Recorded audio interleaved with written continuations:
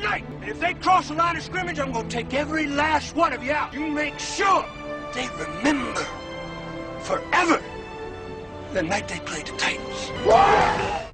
Certainly one of the many inspirational scenes from the 2000 movie Remember the Titans. The movie tells the story of the 1971 T.C. Williams Titans football team and how the team was the first big test of success or failure for a new integration system in Alexandria, Virginia. Robert Luckett played offensive line at center for the team. He's one of 71 original players who still keep in touch. In fact, a reunion of the team and scholarship fundraising event takes place in a couple weeks in Ocean City. And today, Robert joins us. Robert, thanks for being here. Thanks for having me. So first, take us back to 1971, your senior year. 3 rival high schools were consolidated into one. Tell us about it. In our city, there were 3 schools.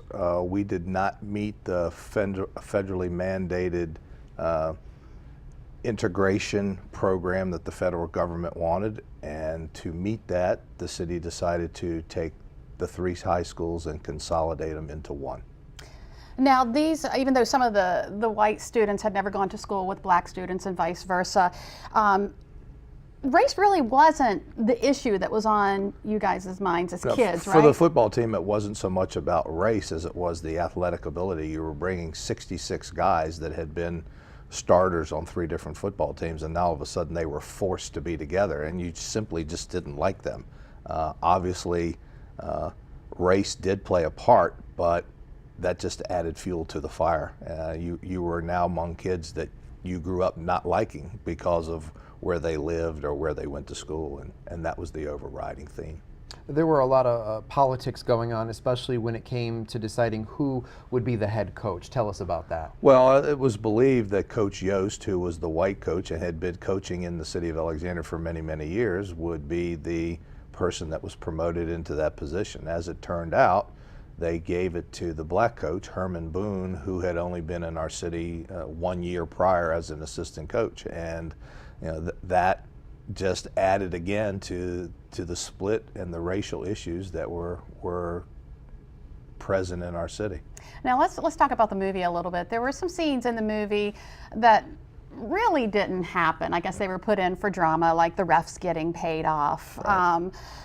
That really didn't happen, did it? No, in fact, in the movie it was, they were looking at putting Coach Yost into the High School Coaches Hall of Fame, and at the particular time in 1971, there wasn't even a High School Coaches Hall of Fame. There is currently, but in those days there was not. So I guess that was Hollywood's latitude to make the story a little bit more interesting. Sure. And what about the bus scene in the movie? How accurate was that to real life? That's 100% accurate. We were at the local high school ready to go to Gettysburg College for camp. Essentially, the white players were on one bus and the black players were on another. And Coach Boone got on the bus and said, "This is not going to happen," pulled everybody off the buses.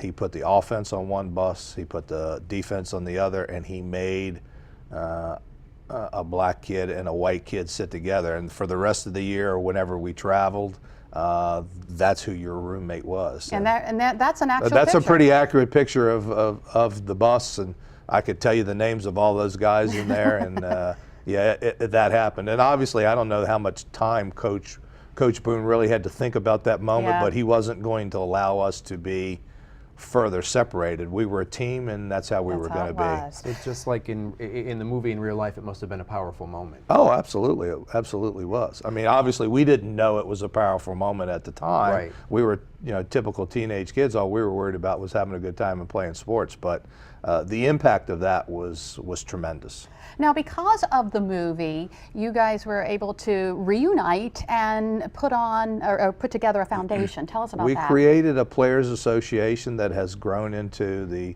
Titan Foundation now. Because of that, we've been able to aid 11 different high school seniors from T.C. Williams High School to further their education. And we go around the country and try to do speaking engagements and fundraisers to aid that scholarship fund. And we've been doing that ever since. And we're having a reunion because we're all starting to get older. We've lost some players and coaches. And we're having a reunion here, and as part of that reunion, we're going to show the movie to the public and hope everybody comes out and enjoys an evening with the original Titans. And we have the details of that reunion. Just tell us about it. It'll be November the 1st at Secrets in Ocean City, Maryland. The doors will open at 6:30. There'll be a showing of the movie and a meet and greet with the players with autographs and pictures. And if people are interested in tickets, they can contact Secrets at 410-524-4900. Yep. I got that right. You got it right. Okay, good. You got it right. So, Bob, thanks for being here today. And, of course, we'll put all that information on our website, delmarvalife.com. Thanks for having me. Not a problem. Thank you. And we're still talking sports. If you're like many parents here on Delmarva, you spend lots of times driving your kids to swimming, gymnastics, or basketball, maybe soccer. Well, up next, how student athletes are laying the groundwork for a successful future.